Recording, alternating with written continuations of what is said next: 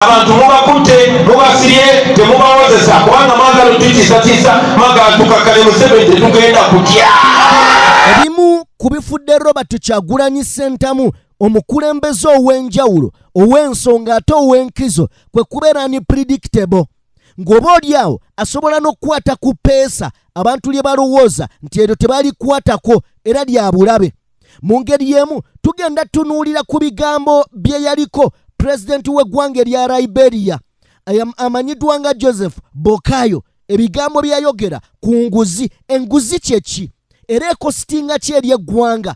Ng'olunaku olwaleero tulaba Robert Kyagulanyi Ssentamu alumya ejjiiko ey'enguzi nga kino kyaviiriddeko n'okugoba omukulu amanyiddwa nga Mpuuga ku bwa komishona, nga nawe tuwogerera mu budde buno bwennyini yamaze okuba nga amuggyako eky'obumyuka bwe mu bitundu bya Buganda. Abaffe kino kirekawa NUP, kirekawa Robert Kyagulanyi Ssentamu, ye abaffe kirekawa omukulu amanyiddwa nga Mpuuga. Mu kiseera kino Mpuuga talina mulimo gwonna mu NUP, buli wabadde bamuggyewo. Byonna tugenda kubeera nga tubikuba mu tochi tusobole okuba nga tutegeera ebintu bingi. Mu ngeri y'emu CDF w'eggwanga mu kiseera kino amanyiddwa nga Muhoozi Rugaba gwe bakwasizza. Dwaki enteekateeka z'omutikkira zagenze eggulu ewa Salimu Sale? Byonna tugenda kubeera ng'oba oliawo tubitunulamu tubitunuulire. Omukulu amanyiddwa nga MP amanyiddwa nga Gerard Karuhanga yavuddeyo n'agamba nedda NUP kyakola kituufu era Mpuuga singa abadde musajja nga ddala ayagala ekibiina kye tewali nsonga emugaana kudda bbali. Leka tutunuulire oyo mubaka wa Parliament Mulamba Bobi Wine yakambuwadde. Amazima gali nti omusajja mulalamu. Bannaddiini bamaze okubeera nga nabo batunuza obwanga mu bali b'enguzi. Ebintu bingi ebigenda mu maaso leka tubitunuulireko oba oliawo tugende mu maaso n'okubeera nga tutegeera eggwanga lyaffe n'ensi nga bwetambula mu kiseera kino. Mbaanirizaako buli omu gy'asinzira okuba nga atugoberera abali mu bitundu by'ensi eby'enjawulo. Omukutu oli ku DPTV Uganda and of course yenze Sajjime abeerawo okubanga mbatuusaako ebintu eby'enjawulo. N'olunaku olwaleero katuwolekere ebigambo nga bwe byazze. Njagala kutandika ne musajja mukulu amanyiddwa nga Taata Bobi. Taata Bobi musajja amanyiddwa avuga emmotoka, ebyambalo by'ayambala ayambala red, emmotoka ya red n'ewaka ewuwe wonna weetooloddwa red, ekiraga nti yabukaala mu nnono n'okwagala kwa National Unity Platform. Mpuliriza, twagala tulabe ku musajja ono. Waliwo ekyanyumidde kyenjagala naawe olabeko. Bwe babadde bagenda mu Bulange Mmengo ogenda okugula kits ez'emisinde gya Kabakazi birthday run. Mbadde njagala tusooke tulaba akatambi kano tujje twogere ku mbeera eno.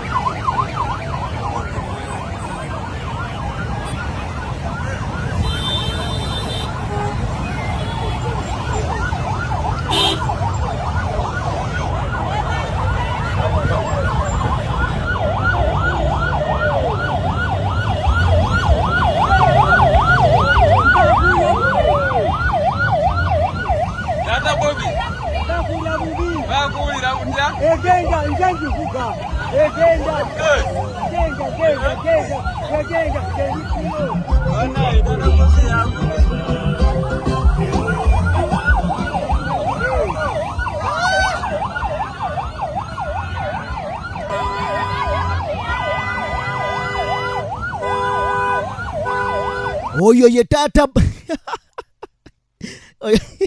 oyo ye Taata Bobi wabula kankaddemu kankaddemu omulundi gumu.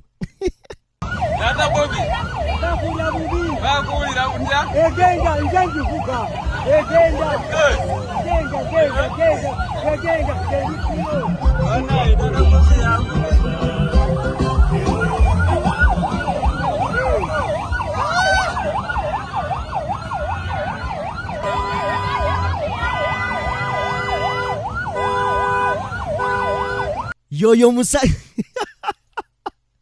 yoyo musajja mukulu wabula gwe teeberezaamu jjajja Bobi Taata Bobi wakoledde ebyo ku myaka 63.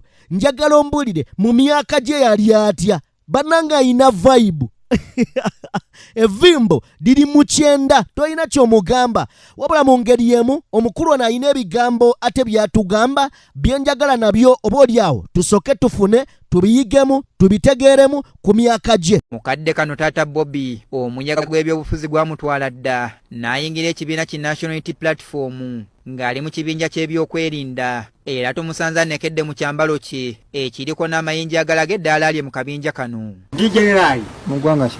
mu Uganda muno nze ndi mujaasi w'NUP ndi mujaasi w'NUP I am international general ndi jeno mulamba era enamba yange eri 000 tombuuza nti wabijja bibitiibwa nabyewa bwe baali mu nsiko ngabe bona era bonna baali bagenerali.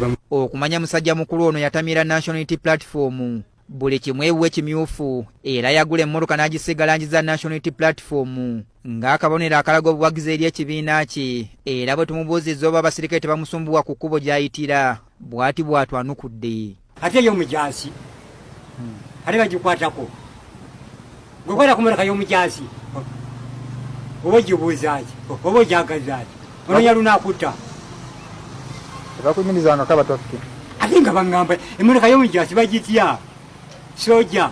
Wadde nga abagizi ba National Unity Platform bangi baabuzibwawo ne babulako n'amayitire abalala bavundira mu makomera n'abandi bakyawola ennemba n'emisango mu kkooti y'amagye wabula mugumu nnyo nti ali ku kituufu era mugumu nnyo nti waakutuuka ku buwanguzi. Naffe bonna basibe bungi bali mu makomera abamu baabakuba abamu bali mu makomera baganye okubatta abamu bali makingi abamu bali zira abamu bali kigwa bonna bonna abaana bonna abamu baafudde abamu bonna baabattadda.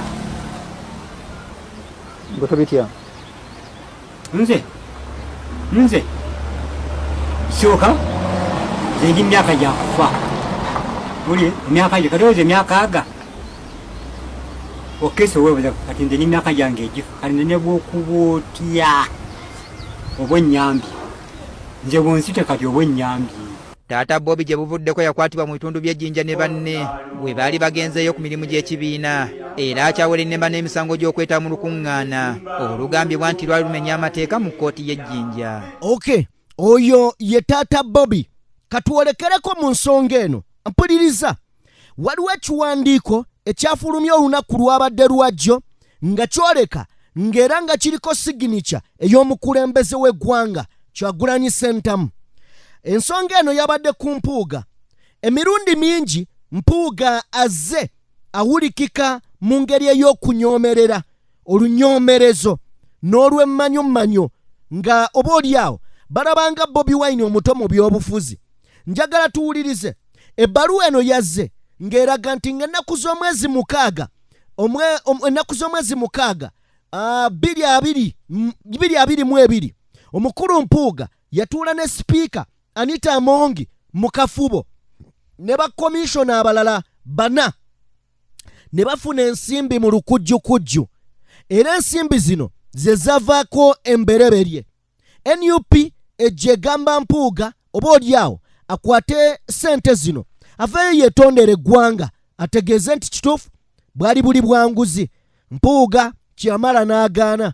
Bwe yagenda ku CBS yalaga okunyooma okugaana okuyisaamu olugaayu bakama be mu kibiina. Ekiwandiiko ekyaddako kyali kiyimiriza Mpuuga okubeera komishona wa NUP mu palamenti y'eggwanga. Bwe yakiraba sipiika Anita Amongi n'ayanukula gye buvuddeko n'ategeeza nti tajja mmugyayo. Ebyo byonna nga bigenda mu maaso omukulu amanyiddwa nga Mathias Mpuuga yalabiseko mu press conference mwe yayogeredde n'ategeeza nti nga ye founder wa NUP pioneer wa NUP era n'ategeeza nti ekibiina kino akiinako omugabo munene. Bwe yagenze mu maaso n'okuba nga ategeeza nze nkyali yagambye nti ye akyali mumyuka wa president mu Buganda. Eyo statement bwe yagikoze nti ye pioneer founder mumyuka wa president mu Buganda nemmanya kati wano giwunye. Era abajjukira nabawadde story nembagamba nti essaawa yonna bajjajja bakindaga nti no Mpuuga n'ekyo ekifo yandikivaako. tubadde tuli awo ebbaluwa n'efuluma ng'eriko omukono gwa president ng'etegeeza nti Mpuuga actually basoose kufulumya nga bagamba baanukula Anita Amongi nti eno ebbaluwa twagiwandiise nga tukimanyi nti ojja gaana Mpuuga ojja tulemesa okumujja ku bwa komishona mu palamenti. Naye tukikoze bannayuganda bamanye nti oba oli awo mmwe eyo y'enkola yammwe mukuuma abalyake. Era ne bategeeza nti kasita bamaze bannayuganda okitegeera olwaleero omuntu yenna anaakolagana n'Empuuga tajja kukolagana naye on behalf of NUP, akolagana naye nga muntu. Era ne bagamba ekyo tumaze okubanga tukimaliriza. Abaffe ebbaluwa endala gye nzizeemu okulabako ye ya pulezidenti ng'eriko omukono gwe ng'etegeeza nti Mpuuga awummuziddwa ku kifo ky'okubeera nga yamyuka Bobi Wine mu Buganda. Erino nno konde vvannyuma, dino konde vvannyuma. Mpuliriza, njagala tusooke tugendeko mu katambi kano katono nnyo. Bwe tuvaayo ngenda kunnyonnyola ebigambo bino oba oli awo obitegeere nga bwe biri. Njagala tulabe emboozi eno eva ku BBS. Kwabaddeko BBS ekusobera. Bw'otunuulya pana eno yabaddeko ba NRM almost bokka. Naye abaleese badisikasinge ng'aleese ne Abdallah Kitatta, gwe tumanyi nti Abdallah Kitatta azze nga atulugunya abantu, yakubako n'abaana b'essomero abato emiggo n'awummuzibwa nti lwakuba baali bambadde red. Njagala tugende ku pana eno giwa obudde kubanga kwe tugenda osinziira okubaako ebigambo ebingi bye tugenda okwogera. Njagala ogiwa obudde muganda wange giwulirize. Ng'ekibiina ki National Unity Platform kikyalimu okusika omuguwa okw'amaanyi era nga bamu ku bammemba mu kibiina kino bakyawanyisiganya ebisongovu ng'entabo eva ku bakulu mu kibiina kino okugezaako okugoba omumyuka wa pulezidenti wa NUP mu Buganda era kamisona wa Parliament Oweekitiibwa Mathias Mpuuga Nsamba ku kifo ky'obwa kamisona bwa Parliament. Ekibiina nga kiyita mu ssaabawandiisi waakyo David Lewis Lubongoya kyawandiikira sipiika wa Parliament Anita Amongi nga kyagala wabeewo enkyukakyuka ku kifo ky'obwa kamisona era ne kitegeeza nga bwe kyali kinaabidde Oweekitiibwa Mpuuga mu maaso era n'asikizibwa omubaka Francis Zaake Butebi ku kifo kino. Mu kwanukula ebbaluwa eno, sipiika wa Parliament Anita Amongi yategeeza ng'okusaba kw'ekibiina ky'NUP bwe kutaali mu mateeka ng'ekibiina tekirina buyinza bujja kamisona wa Parliament mu kifo kino olw'ensonga nti abeera aweereza Parliament yonna ate ng'erimu abakiise okuva mu bibiina eby'enjawulo. Mu ngeri y'emu, kamisona wa Parliament Oweekitiibwa Mathias Mpuuga Nsamba mu lukuŋŋaana lwa bannamawulire lwe yatuuzizza ku Parliament sabbiiti eno yategeezezza nga bw'atalina nteekateeka ya kwabulira kibiina kino nga n'abamulwanyisa wa kubaanukulira mu kibiina munda. Tewali muntu yenna ajja kungoba mu NUP, tewali agenda kunsindiikiriza. N'abadde bagezaako okunsindiikiriza nti ŋŋende njala bagamba nti wendi era ŋŋenda kwetaba mu bbanga eriddako mu mulimu omunene ogw'okukyusa enkola y'ekibiina. Ekibiina kibe nga tekitambula nga bwe twagala okujja mu buyinza, nga kitambulira mu biragiro naye nga kitambulira mu kugoberera amateeka n'emitendera, okuwuliziganya nga waliwo obutakkaanya ku nsonga yonna, okuwabuligana n'okuwangana ekitiibwa. Obanga oli memba, oli mukulembeze, oli full soldier, yenna gwe bawa ddata, gwe bapangisa okunvuma, ojja kunvuma ndi mu kibiina era nja kuddamu nga ndi mu kibiina. Wabula ono yategeezezza nga bw'atannaba kusisinkana pulezidenti wa NUP Robert Kyagulanyi Ssentamu ng'ebimwogerwako naye alaba birabe ku mutimbagano wamu ne mawulire era n'asuubiza n'okugolola ettumba abo bonna abagufudde omugano okulwanyisa wamu n'okutyobola abakulembeze mu kibiina kino. Simanyi lwaki mmwe abamusinkana temubuuza oba yali ansinkanyeeko, naye sinnaba kumusinkana naye mulengera ku mitimbagano, ku nnyimbe, ku press conference. Musaasira ng'omukulembeze wange ng'agezaako okumatiza ensi nti ndi muwonoonyi obwenkanidde awo naye ensi ekyagaanye okukkiriza. Ndowooza pulezidenti wendi bw'aba neetaaga sinnamunoonyaako nange, bw'aba mpise nja kumusinkana twogende, sinaafuna mukisa kumusinkana mulundi mulala. Ebyo nga bikyali bityo, Katikkiro w'Obwakabaka Charles Peter Mayiga avuddeyo n'asaba abakulembeze mu bibiina naddala ebivuganya gavumenti okugumiinkirizigana wamu n'okuwaŋŋana ekitiibwa mu kaweefube gwe baliko ow'okulwanirira enkyukakyuka. Bino yabyogeredde ku mbuga enkulu ey'Obwakabaka e Bulange Mmengo bwe yabadde asisinkanya abakulembeze mu kibiina kya NUP bwe babadde bakiisa embuga wamu n'okuwagira enteekateeka y'emisinde gy'amazaalibwa ga Kabaka. Honorable Ssenyonyi alina abaana babiri kati akyali musajja muto. N'ojja kulaba abaana abo nga tebafaanana naye nga baana bo onookikola otya onoobako gw'okasuka ebweru. Mulina okuyiga okugumiikirizigana. Buli omu n'agumiikiriza munne. Mulina okuyiga okusiŋŋanamu ekitiibwa. Mulina obbiiga kati nga muli mu ludda oluvuganya. Kubanga bw'otabiiga nga tonnafuna buyinza ate olwo bw'onoobufuna. Onooba ogambwako. Buli asobya tebattamutte. Mulina okubiteeka mu nkola. Nze mukulu wammwe nga Katikkiro wa Buganda nyina ebbeetu okukibagamba. Yabasabye bulijjo okuba abagumiikiriza ssaako n'okwewala okuwanyisiganya ebigambo singa wabaawo ebitatambudde bulungi ng'olwo banaasobola okutuuka ku biruubirirwa byabwe. Eddembe ly'obuntu kikulu kubanga ebyobufuzi si muzannyo era nze bensanga bannabyabufuzi nkibabuulira. Ebyobufuzi si muzannyo ng'ebyobufuzi ebibi bitta amawanga ne bitta n'abantu. Ebyobufuzi nsonga nkulu ekyenkaniddawo kyembamula wasitwagala baakazannyirizi mu byabufuzi. Kubanga kazannyirizi tamanyi muwendo gw'ekyo kyalimu. Twagala abatwala ebyobufuzi nti mulimu gwa buvunaanyizibwa. Ogukuza, oguzimba oba ogutta eggwanga. Ezo n'ensonga endala ze tugenda okutunuulira leero mu puroguramu Amaaso ku Ggwanga ng'ekubirizibwa muzzukulu wa Namwama Stephen Dunstan Busuulwa ng'ali wamu ne munnankyukakyuka Honorable Mubaraka Munyagwa, omubaka w'Ebbale Honorable Charles Tebandeke, ssentebe wa disitulikiti y'Erengo Ibrahim Kitata wamu n'omutunuulizi w'ensonga Charles Rwomushana. Awo wenjagala oba oli awo tutandikire ebigambo obiwulidde. Daba abali ku pano mbwe mutunuulizi w'ensonga amanyiddwa nga Rwomushana, Tebandeke, Ibrahim Kitata, otunuulire ono simanya omulwanirizi w'enkyukakyuka mugati gwa Bata Munyagwa ngaddirwe yali abadde omulwanirizi w'enkyukakyuka. Awo wennyini wenjagala tujje essira oba tusimbe essira. Mpuliriza Munnayuganda gwali eyo. Njagala kino kitegeere nti Bobi Wine olunaku olwaleero anenyezebwa era anenyezebwa ku bantu bangi naye abamunenya bonna njagala nkubulire bamunenya lwakuba abakyalenjinze. Wuliriza ebigambo bino.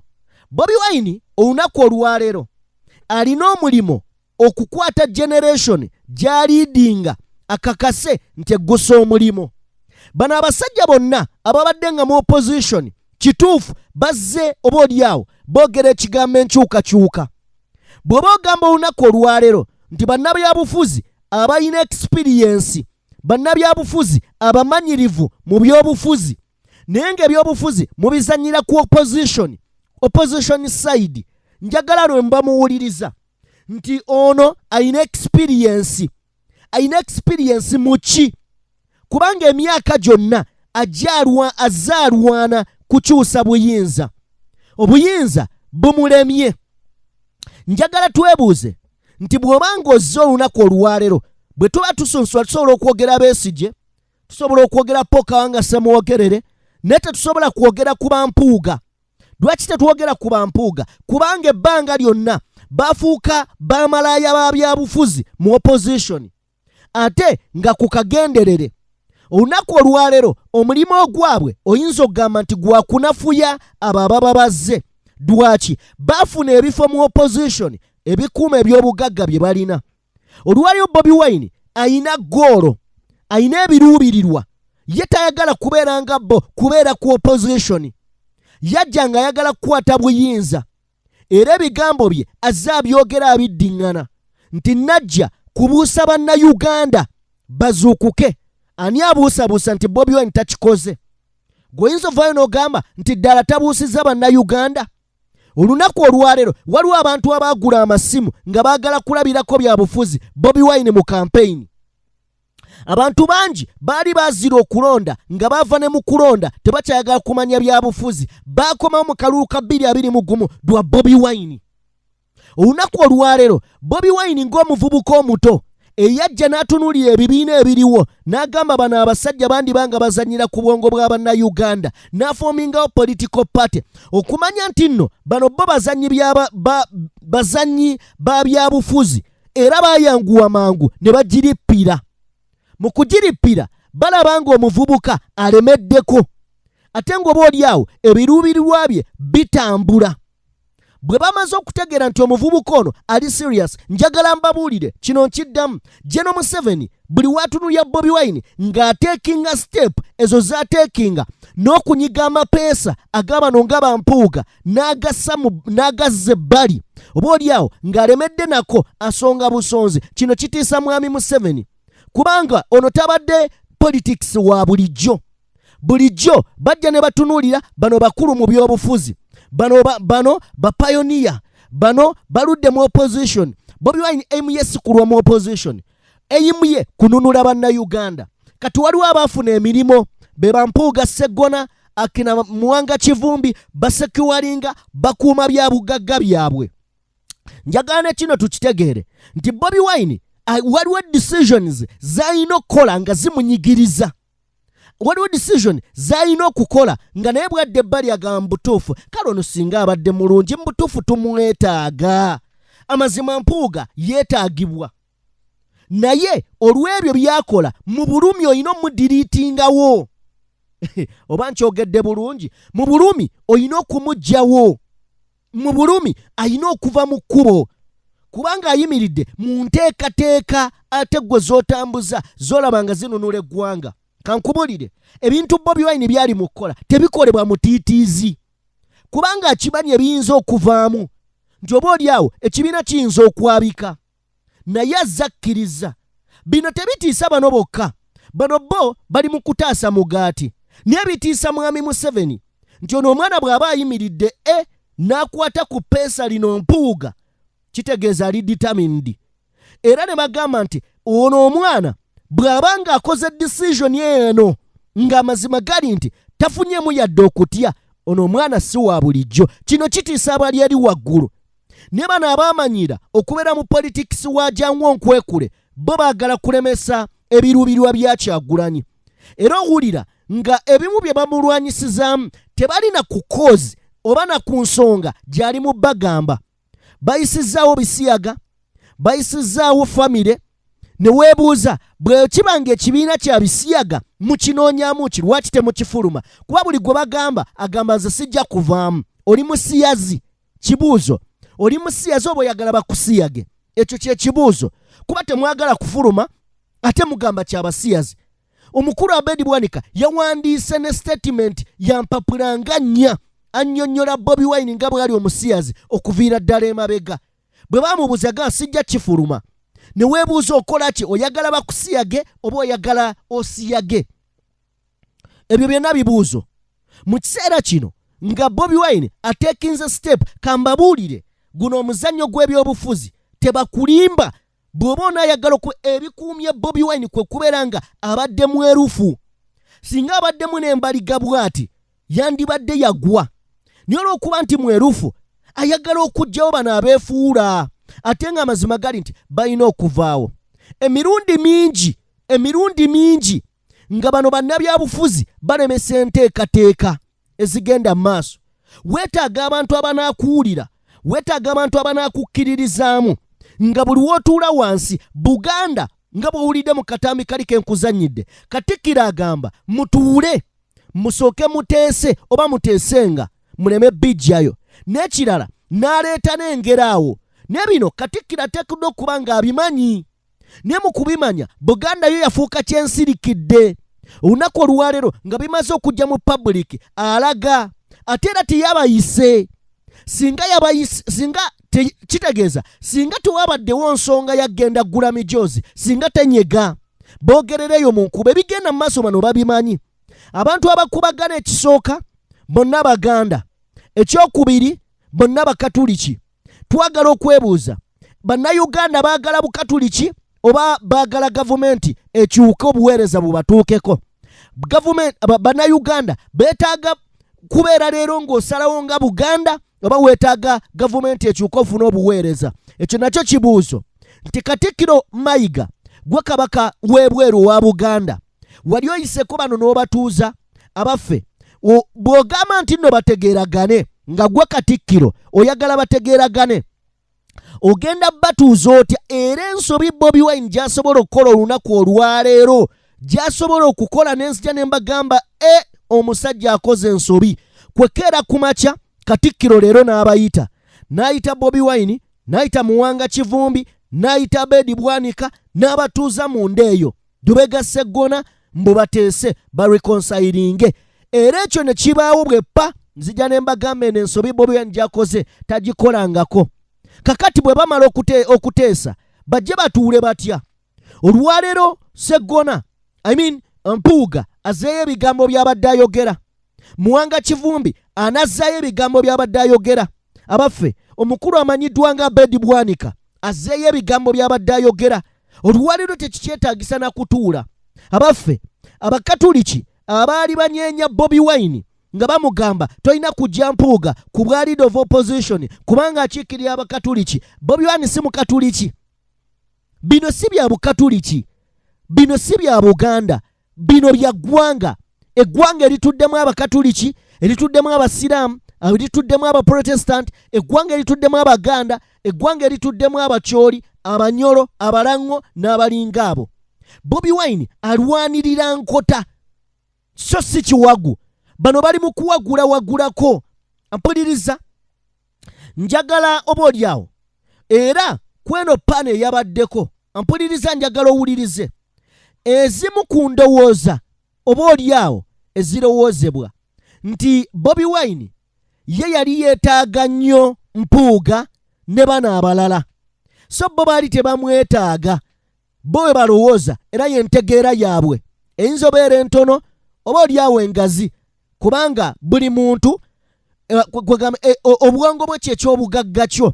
Njagala tulaba akatambi kano era kakitatta then bwe tukavaamu butereevu tweyunge ku mboozi endala. Tukyalina story ennene ze njagala owulirize. Kyalo omuta byali byakwewandiisa. So Nuupu ne ganga eya Kyagulanyi baali beetaaga ku bantu abalimu embavu. Manyi oba ogenda okuwasa ganga ekkuŋŋaanyizo ly'abantu abatalina kigendeerwa nga basobola okukola kyonna ekizze ganga baali beetaaga oba ogenda okuwasa bagamba bw'oba ogenda okuwasa newoba onyiridde otya byonna ebeetaaga ku buko newoba nga waabiwaddeyo bw'otuuka omwogezi agamba oyinawo ku bukadde bwe wayise nabwo aba tategeeza bukadde bwa nsimbi, ategeeza ku bantu abalina embavu nga bw'asituka bagamba awo no tukulabye ozze onywedde bulungi. Kati bali beetaagayo kuba ebitiibwa Honorable Mpuuga bani abakolako emmengo oti ono Sseggona kati bwe basukwe banagamba kati beetaaga ku bantu nga banywevu mu Catholic Church naye nga endowooza ya church n'endowooza y'emmengo mu mutwe teyaliimu. Endowooza y'obuweereza eri Buganda mu mutwe gwabwe mabega teyaliimu. Ne bali beetaaga okubaako bye beerippako basaleko enviiri naye nga zisigala zikyakula. Bw'osalako enviiri tofuuka wa kiwalaata. So bano bajjako bujja nviiri naye ebiri ebiviiri endowooza yaabwe ekyakula. Mu nsonyi okozesa olulimi lwo nege amazima gennyini agaliwo kati enneeyisa yaabwe entuufu yiino eri mu kuvaayo. Eddiini gye nsomye tugamba nti buli weefaananyiza ekibiina obeera waamu kyo. Era bw'oyambala nnyo enkoofiira emirundi ng'esatu bagamba gundi wasiramusi. Bw'oyambala bw'otyo esappule bagamba gundi wabadde ki wateredde bulungi kati engeri gye twolekedde Pascal kati oli mutuukirivu. Buli lwe weefaananyiriza okwambala bero botomu n'oyambala ebirangirangi wuuno memba munno owa Parliament ali mu kukikaatiriza nti obubonero bwonna bulaga nti musajja waffe ono wabikukujju. Kati ffe ekigambo kirekera bikukujju kankikomi kiri kyogera nga obudde bw'okuteza butuuza. Honorable Ibrahim dina kulu nyino kinkagata kutereza balo ya Bedi bana katega nti wabikukujju nti oba oliawo awagira oba awagirwa kati guwagira tiimu okujjako nga so kuwagira Arsenal naye nga toli musambi gasamba naye obwero omukiso oguyingira mu kisaawe ekisaawe ekitali kya ku TV nti buli omu aba akiraba naye nga gwe yambadde empale. The debate should be nti empale si yabyo. So that one I would listen. Naye bw'okikakasa nti empale yabyo. So ng'ogyeko bino bye tuli mu kwogera twongera okutegeeza bannayuganda nti bw'oweekoona ng'obadde otambula tokomaawo mu luguudo. Abaatomezebwa ne bawagira Nuupu yalinga hampu wagikuba bubi nga tekuli buleeki kati essaawa okwate buleeki omanyi wano nali natomera bantu tebalina nsi nsuubize gye bantwalamu. Tewali meenunula, tewali struggle yonna gye baali balimu nti baagala kununula munnayuganda omujja mu mbeera gye balimu omutwala mu ndala. Baali balina struggle ndala, struggle yiino egenda evaayo nga yeeyubula. Tusabe tulabe ese tolingirawo. Tusaba tetwaliramu abaana baffe kuba tulina abaana betulaba okuza mu ddiini. Yoyo musajja mukulu nga bw'omuwulidde oyo kitatta munnange alina n'emisango oba oliawo egy'okubuzaawo abantu abajjukira bodaboda simanya 2010 abajijjukira oyo yakubako abaana emiggo lwakwambala bimyufu. Naye katulabe ku bubaka bwa Kazimba Mugalu bannaddiini nga bavumirira ensonga eno egenda maaso. Ampuliriza katusooke tufune ebigambo bya Kazimba Mugalu otegeere enguzi oba olyawo gye tuwogerako. Ensonga y'enguzi ebadde ku mwanjo nnyo mu bubaka bwa Ssaabalabirizi w'ekkanisa ya Uganda Dr. Stephen Kazimba Mugalu obwa Pasika ategeezezza nti ensangi zino abantu bali enguzi nga tebaliimu na kafansonyi, abakuutidde okukyusa ebikolwa byabwe. Kati enguzi erabika ng'ekintu ekya bulijjo. Munange eri abantu abali enguzi nga tebakyafa ku bannaabwe. Abavaabira mwekomeko, muleke n'abala balyeko. Kale Abaganda bagamba onaalya n'onaalya yemmere wooma. Kale gweriya n'onaalya naye bannaye enguzi egenze wala. Tusaba ekigambo ekikwata ku nguzi tukirwanyise. Olunaku olwajjo Bobi yabadde mukambwemu ge mazima bwe yabadde ayogera ku muvubuka eyavuddeyo ng'alina ebbalamu nga yeegayirira oba olyawo General Museveni ate abaana ba NUP abapookera oba olyawo mu makomera. Wabula kimu kye nayagadde oba kye natunuulidde ne neebuuza entegeera ya bonna abaabaddewo mu kiseera ng'abaliyo baakwatibwa lwa barrets eziri ku mitwe obwe bukoofiira nga bagamba bw'aba amagye era nga bagamba bambala ebyambalo ebyefaanaanyiriza eby'amagye nga bye bisibizza bannaffe mu makomera. Ono ye bwe yazze mu maaso ga General Museveni mu State House yazze ayambadde barret ataddeko bulungi nnyo uniform n'ayimirira mu maaso ga generaali n'alyoka amulombojjera. Ono ye tebaamukutteko newankubadde yajjidde mu beret ye yandibadde asaana okusooka okukwatibwa ng'abaana abalala bonna bali eyo bavundira eyo. Njagala tulaba akatambi kano I'm very sure mwakalaba naye olwo obulungi bw'emboozi gye tuddako mbadde njagala tuddemu tukekkaanye. Your Excellency, ndi wano nga nyimiridde nina kye nsaba okukusaba kuba byenteeka okwogera bingi bwe ngamba byogera tujja kusulawo.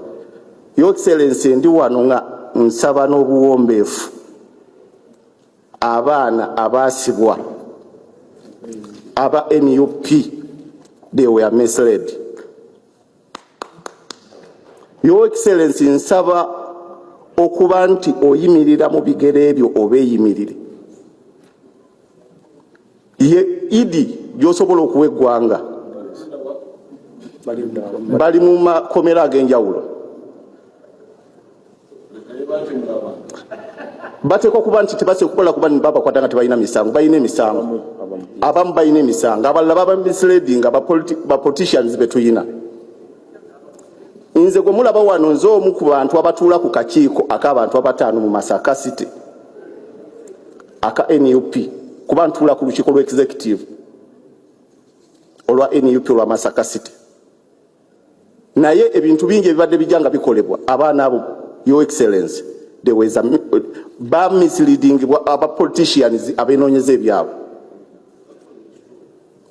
Your Excellency, ndi wano nga nkusaba kyokka yidi gy'osobola okuwa eggwanga lino abaana abo bali makomera kubanga tebasobola kukwata muntu atalina musango. Baana bayokya ebipiira bakuba abantu boogera ebigambo ebitateekwa kuyita mu kamwa. Your Excellency, nkusaba oyambe eggwanga ate nga tebabatabuti bwe bamala okuba nti bateebwa beetaaga okusomesebwa baagala eggwanga lyabwe. Nyimiridde mu maaso go gano Your Excellency, ngenda kusupportinga your government n'obulamu bwange bwonna. Elinyani okusaba kwa Katerega tulina okukwekenenya kubanga waliwo abayokya ebipiira abo si kyamaanyi kwalasi gye bayonoona tugenda twagidabiriza dda. Abakuba abantu nabo tuyinza okukitunamu naye singa batamu omuntu ekyo kirina okukwatibwako mu ngeri y'enjawulo. So we shall give me the list. I want to introduce my Kampala parents comrade.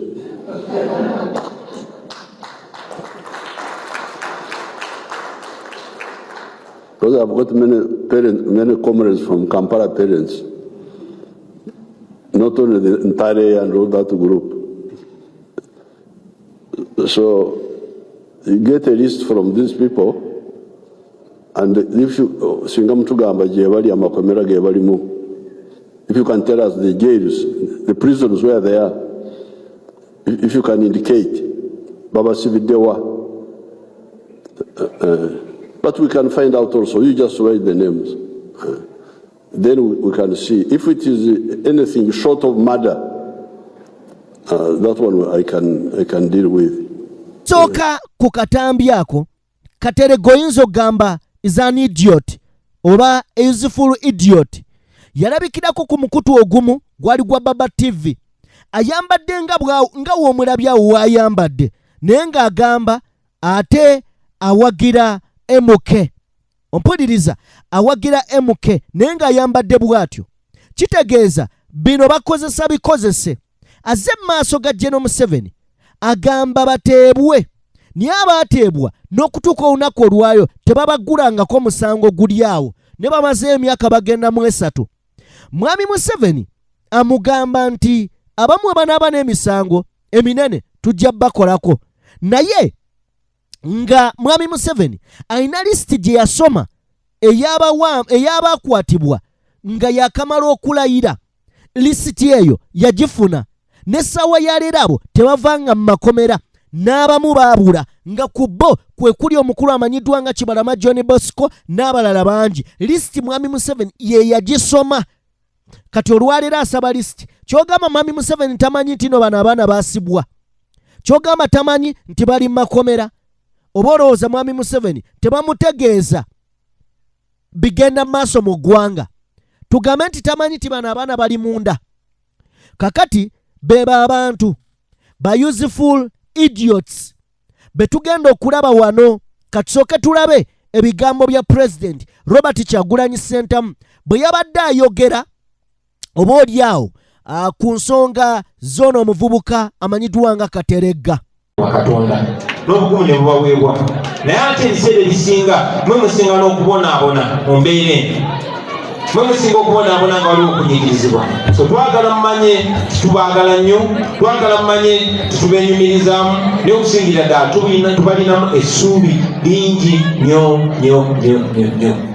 Finally, and this goes not only to the people here but to the entire nation and the world, you all saw how shameless General Museveni is. While the world is shocked with the glaring corruption in Parliament, with the theft of taxpayers' money by Anita Among and those under her, Museveni came out to praise her. That is the man that always pretends to be fighting corruption. But we all came to realize that indeed Museveni is abetting corruption. Balabye Museveni bwe yaguddeyo nga ensi yonna emaze okwanika Anita Among ku biliyoni ne biliyoni z'omusolo zabba. Museveni yaguddeyo n'agamba munvire kwa Mongo wange. Ekyo njagala kibalage nti ate tubadde nga tukyogerako, muzikize n'olwaleero nkyogereko nti omuli w'enguzi nnamba emu yaani ye Museveni, abalala just bakozi be. Ekyo kibalage wawe tuli ne lwaki tulina okuba n'okumugyako. And finally, still you also a gentleman that came pretending to be a foot soldier of People Power and NUP that was paraded by Balaam, and he pretended to be speaking for us. We are not begging for our freedom because it is our constitutional right. All the people that have been killed, they were killed innocently and they must get justice. All our comrades that are in prison, they are not criminals, they are innocent. And we've been demanding for their freedom. We continue to demand for their freedom. We want freedom for Olivia Lutaya. We want freedom for Machete. Freedom for Kalanzi. Freedom for Muhoozi. We want freedom for all political prisoners. We are not begging Museveni because they are not criminals. They are innocent people. So, to you, Mr. Balam, and all those sycophants of Museveni, Museveni is not God. Museveni is not the law. Museveni is also supposed to be under the law. We don't beg for our rights. We demand for our rights because they are given to us by God and confirmed by the Constitution. Mama leo musajja gobadde Masaka nayambala beret zaffe najja yefude mbatogerera buyegayira Museveni ate baganda baffe beyakwata olwokuba tebamuwagira tetukusaba mwami Museveni kututta olina okuta baganda baffe kubanga tewali musango ate tokumawo tolina kuddamu okukwata abantu nga tebalina musango.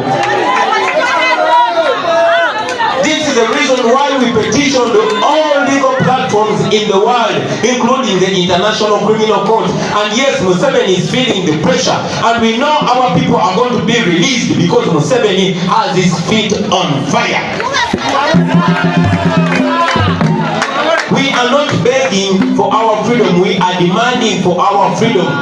Tetusabambu mutuyambo tebaganda baffe ta bana Uganda abo bewakwata bosirye ebbanga erisuka emyaka nga tebalina musango. Ekirala toddamu okukwata abantu nga tebalina musango. Amateeka bwe bagaba bwe gali gakole. Abantu mubakutte mubasirye temubawozesa kubanga mwagala otutiisatiisa mwagala tukakkane Museveni tetugenda kutya.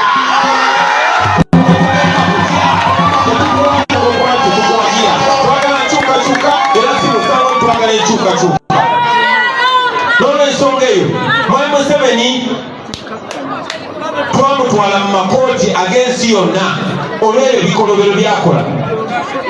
Era ng'ekimu ku bikolobero kwe kukwata bannansi abatalina musango kubanga tebamuwagidde n'agamba nti abatadde mu nkomera n'abagulako ebisangosango eby'ekigwagwa. I saw a man putting on a beret, and this is the beret that they said is a military uniform. I wonder why they've not arrested me. I wear this every day. Okutte bannayuganda obasibye mu makomera nti bazizza omusango okwambala enkofiira bweti ate oleesa omugwagwa ayimiridde mu maaso go ng'ayambadde enkofiira bweti kubanga oyagala okukola. Mwami Museveni alina okumanya nti eno generation ndala nnyo gyadiringa nabyo.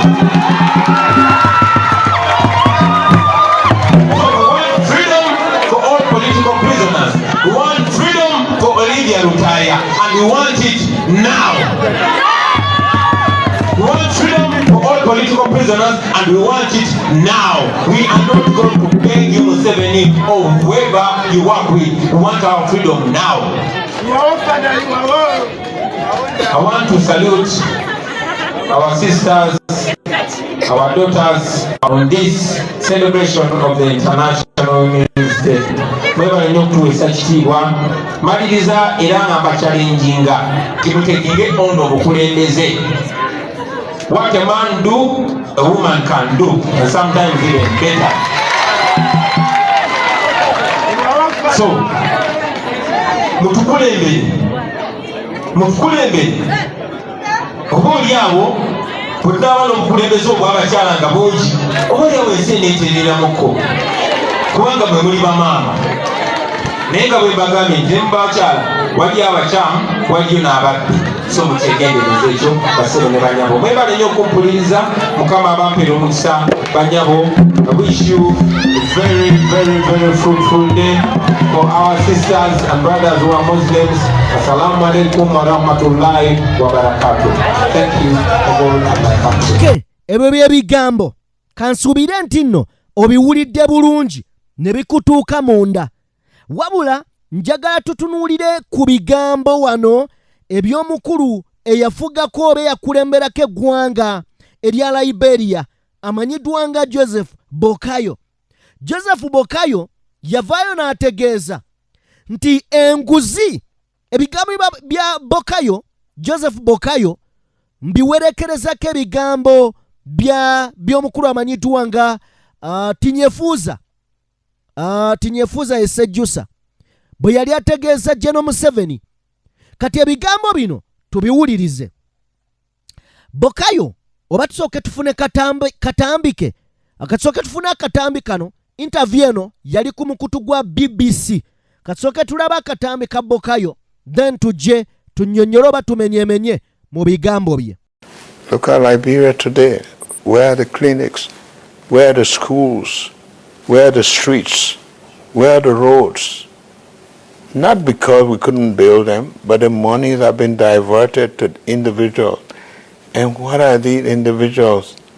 They go outside the country, they buy houses, but the country that they make the money from, they are afraid to use the money there.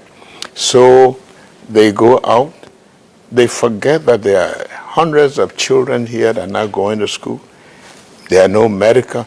I have a very close friend now who is sick in Foya. He could have been brought here by helicopter, but where are they? Corruption is a poison. Whatever it touches, it destroys. It deprives people from having good roads. It deprives others from having good medical facilities. You're always wishing to go elsewhere when you can have it right here. That's what corruption does. It destroys a nation. It makes people become disrespected because people think we are a country living on handout when we shouldn't be. Bye bigambo bya Joseph Bokayo.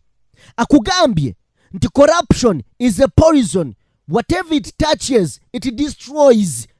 Nti enguzi kwegamba butwa kyonna kye bukwatako kimalawo bumale. Omukulu ono yagenda mu maaso n'okubanga ategeeza nti no corruption does it destroys a nation. That's what corruption does. It destroys a nation. Eyo ye corruption esaanyaawo eggwanga oba amawanga. Bigambo bya Bokayo agamba nti n'abantu abamu corruption ebaleetera okubeera disrespected. Tunuulira Mpuuga. Corruption ekuleetera okubeera disrespected. Ekigambo kiri bwe kiti. It makes people become disrespected. It makes people become disrespected. Bigambo bya Bokayo nga annyonnyola era ategeeza eggwanga. Mpuliriza. Yayongerako n'agamba nti abantu balowooza. Bokayo ayogera agamba abantu balowooza nti enguzi ebeeraawo wokka wokka kyokka abagigaba bawa ba individuals. Okugeza mutunuulire engeri gye bagabamu ensimbi. Bakwata omuntu gwe mwesiga ne bamuwa obusente n'asirika n'abalyamu olukwe. Wabula agamba nti bano abasajja ebigambo bye nga bwe bibadde bw'obiwulidde nti abantu be bawa enguzi ebimu ku bye bafiiriza eggwanga babafiiriza enguudo ennungi, amalwaliro amalungi, bwe balwala bagenda bweru w'amawanga, babawa n'ennyonyi zi private jet ne zibatwala. Mubijjukire wano. Biki byayogerako wano by'otamanyi oba by'otalabyeko wano mu ggwanga lyaffe erya Uganda, byonna bibaddewo.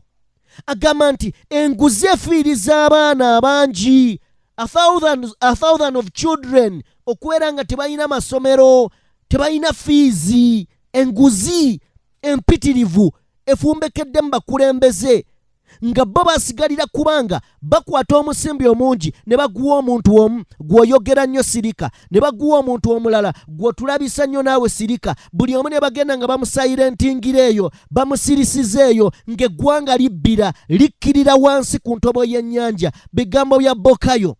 Atuwuliriza. Njagala tubikomyawo tugende ku mboozi endala. Emboozi endala gye njagala okwogerako oba tujjewo noono.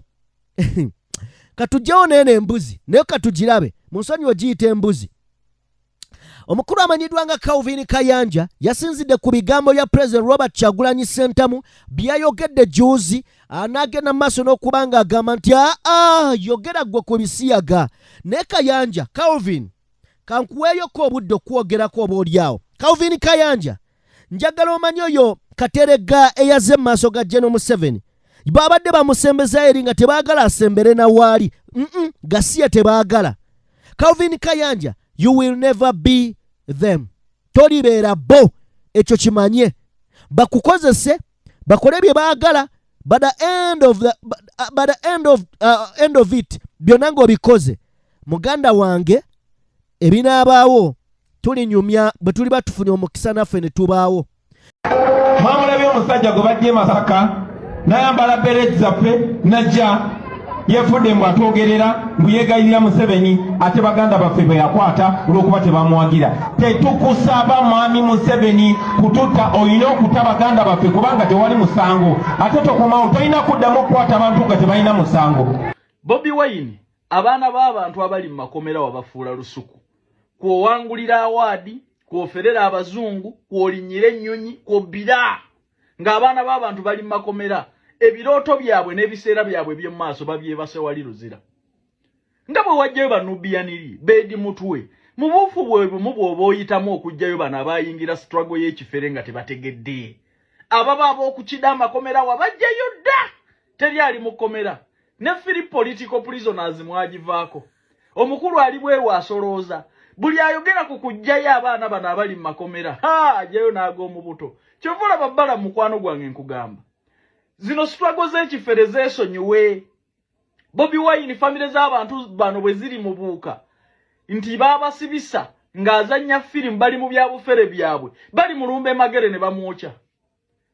Temujjayo baana bano mubaleke mu makomera. Famire zaabwe ne bannayuganda bwe banaategeera nti ono yakolagana ne mwami Museveni n'ajjayo ababe abaabalala abayingira struggle y'ekifere abaali batamanyi ku ddiiru ya struggle eno yakukakkanya bannayuganda na kulemeza Museveni mu ntebe. Abaali batagimanyiko be bali mu makomera. Naye bano abaakuuliita n'omusimbi nga bamaze okutunda akalulu, nga bamaze okubuzaabuza bannayuganda nti gwe bw'omala okulonda ddeeka abaali bamanyi ku ddiiru eno teri ali mu kkomera. Temujjayo baana bano mu makomera. Nze njagala bannayuganda babuuke bagende emagere bamubuuze Nubiyaniri yavaayo atya, Edi Mutwe yava atya mu kkomera, bukyanga ava mu kooti masho taddangayo nakweripotinga. Babagana n'okusala okuva e Kampala naye bawulira mitala w'amayanja babeera Bulaaya. Passport baazijjawa. Wali owuliddeko Nubiyaniri ng'asaba passport y'emagye mu kooti y'amagye nga bwe mwalaba Segirinya akola? Wali ozzeeko okumulaba ng'azzeeyo okweripotinga? Kati njagala mulekeyo abaana bano paka families zaabwe bwe zinaddamu amagezi nti omukulu yabazannyisa firimu bayingira struggle y'ebifere bamulumbe magera awo bamutwale nga tali mwandaweya.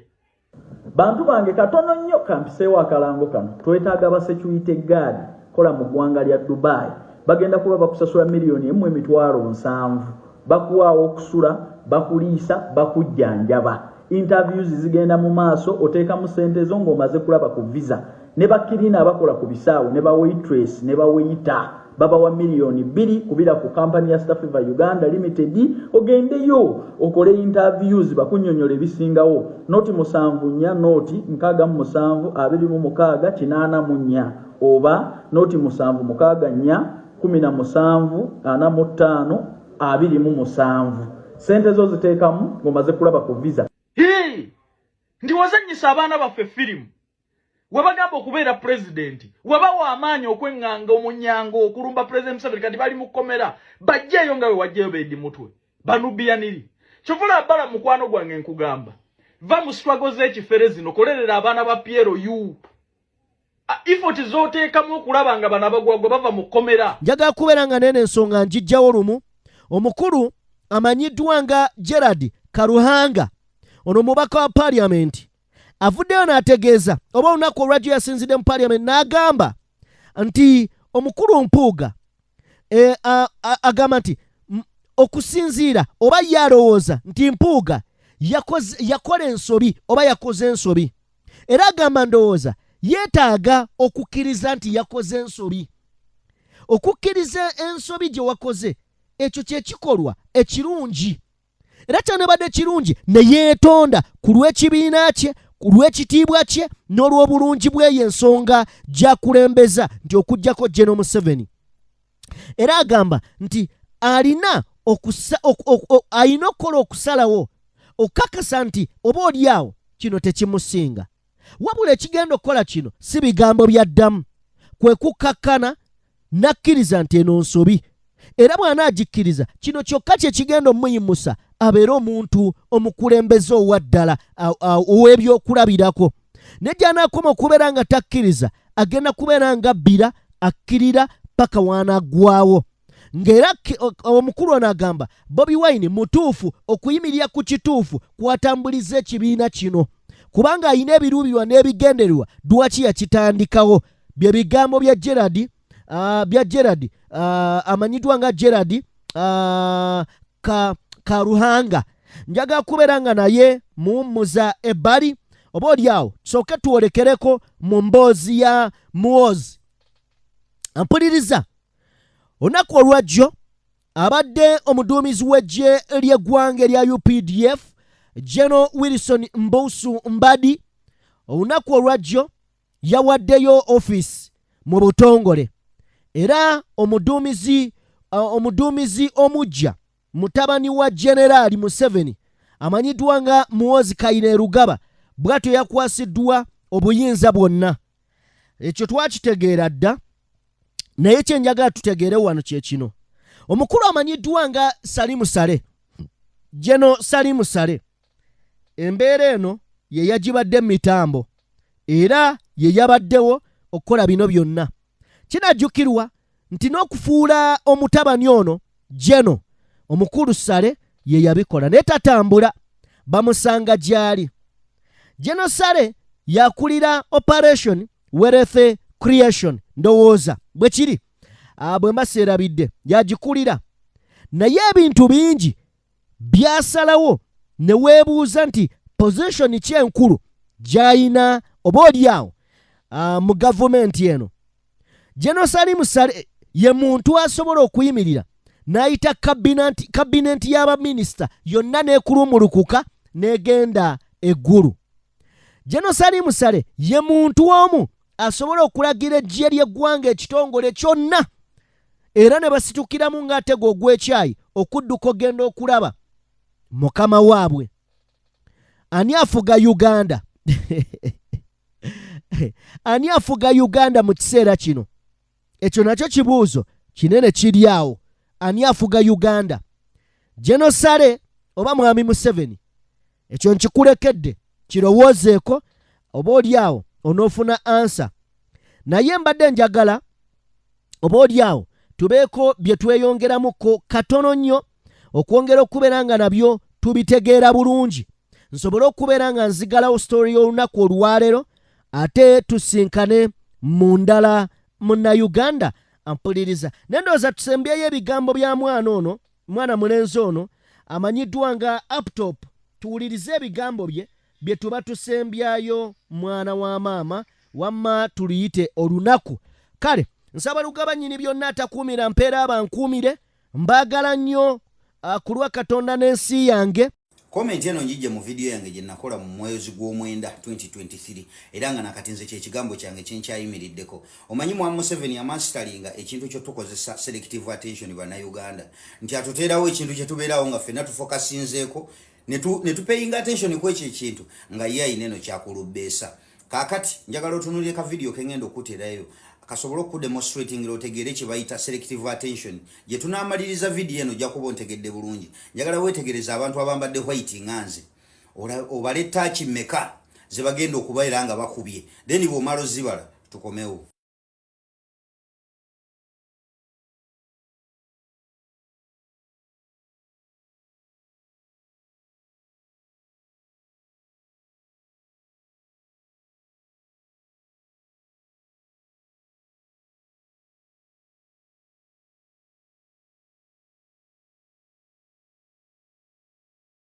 Tachi ozibaze, manyo zibaze zibadde 15.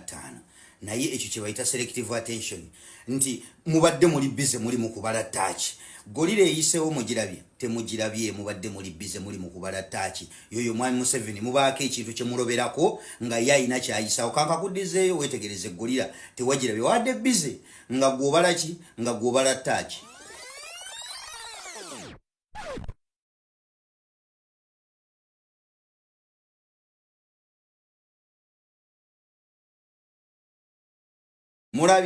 mwade mufokasinze ku ttaki kumbe eno ligolira liyita kati ye mwami Museveni abaterawo ekintu n'abakolera selective attention yammwe ne yonna ne mugiteekako ekyo ekintu eno nga ye ayina kyayisaawo mujjukire mabega mutabani we Muhoozi tweet gye yakola n'amukwata n'amujja ku bwa Commander Land Forces fenna abantu bonna ne badda ku ekyo bannange amudimotize naye bwe yamala omujja ku bwa Commander Land Forces n'amupromotinga n'amufula fulu jeno amalirizaawo akwata CDF abaddeko mbadi amukwasa obuyinza abantu bonna ne batandika okwogera ebyo ti Museveni addidde mbadi mu February addidde mbadi amwadde obuyinza bonna kino kiraga ki Museveni alayika yetegekera transition alabika agenda kuwaayo obuyinza February omusajja tamulinze na kubugumya kifo mu February muyamukwatiza obuyinza mujjukira bulungi nnyo essaawa eno amugjewo ataddewo mutabani we gwataddewo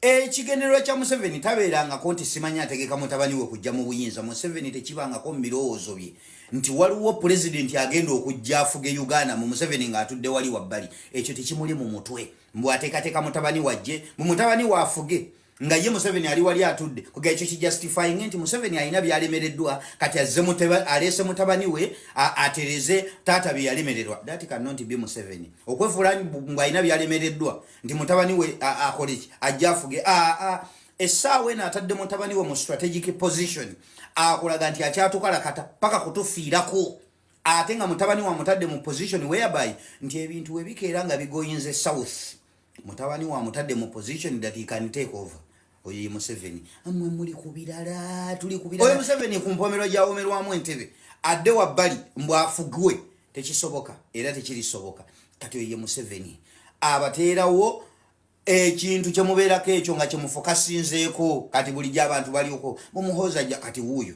essaawa eno CDF obuyinza bonna buli kimu kyonna mukimanyi kati ffe tuli eno tuli mu kweregana bino bya bedi bwanika byatuterawo byetuliko yali eri akola strategy ze ffe tuli ku bibwanika kati essaawa eno yatuterawo bibwanika naye ng'essaawa eno kati kintu kyayagala okwakivinga ekirala yakakasa nti kati Buganda tasobola giwiininga naye kati alina gikolera ki gitememu yensonga kati lwaki kati essaawa eno waliwo bino bya bedi bwanika era ogenda okulaba ne banna abalala bagenda kujja bagambe nti ffe Bobi Wine kati tetukyamuliko nga bakimanyidde ddala bulungi ne bwokeera enkya ne weekutula ku Bobi Wine you cannot defeat him ensi yonna yonna tosobola mudefeatinga Bobi Wine bakimanyi they are weak but bagenda kukosa chance eyo objective yaabwe eriki divide Buganda abamu babire wa Bobi Wine namwe mutwaleko bebe mututte nga bakimanyi nti ensi yonna tebalina buganzo obwo kwenkana Bobi Wine naye mu Buganda bamanyi nti balina bebajja okudividinga mu kubanga Museveni Buganda yekyamusumbua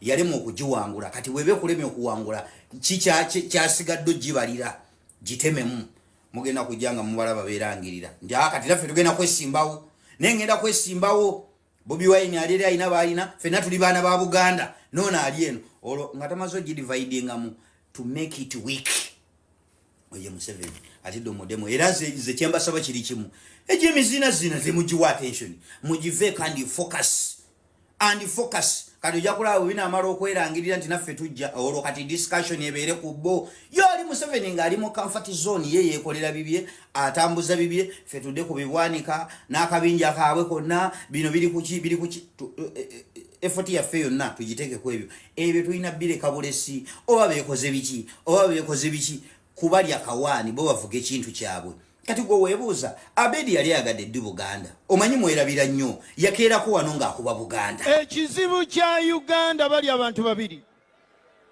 Buganda ne DP baagala bitiibwa bawerekera balala basapoota b'abantu balala bo ebyokulembera tebabifaako kati yali ajagadde ddi their objective essaawa eno is to divide Buganda babeere eno nabo beefuula mbu ba Buganda nti ne Bobi Wine ali eri baagala kukozesa Mmengo kujjako bantu abamu ku Bobi Wine nabo kwekweka mu Mmengo nti bo batuukirize ekigendererwa kya Museveni ekyokubeera nti adividinga mu Buganda kuba yamulemu okuwangula tagirinaamu buganzi muve ku bisajja ebyo bibwanika ne banne mufokasinge kyenje egenda kujja etya omusajja enteekateeka ye yakutufiirako paka ino bimuliko simanyi abantu babadde bafokasinze simanyi Muhoozi wati Muhoozi disi Muhoozi dati ewa oyo Museveni atule ku bali mu bamufuge oyo ye kigendererwa ki tasobola kukkiriza it cannot be Museveni to sit back mbusimanyi wali wa mufuga ne bwaba mutabaniwe ekyo tekisoboka kati abaddaawo n'abakozesa selective attention mu focusinga ku birala nga ye ayisaawo bibye nga ye ayisaawo bubye who is Abedi Bwanika lwaki temubivaako ebyo ebisajja sajja ne binne who are they tebalina kye bali bakakyere posho nze mbadde mbasaba ebyo ebisajja mubiveeko sawa yakufokasinga sikuddamu ebisajja bya kisiru kati mubayambeko mu objective yabo y'okudividinga mu Buganda batukirize ekigendererwa kyabwe kya Museveni kyeyabatuma oyo omusajja yakeerako enkya nga Dr. Besigye we yakyogera mbu omusajja yakeera enkya n'agamba mbu akalulu kaali free and fair oyo can you trust Bwanika era nene munfula topic of discussion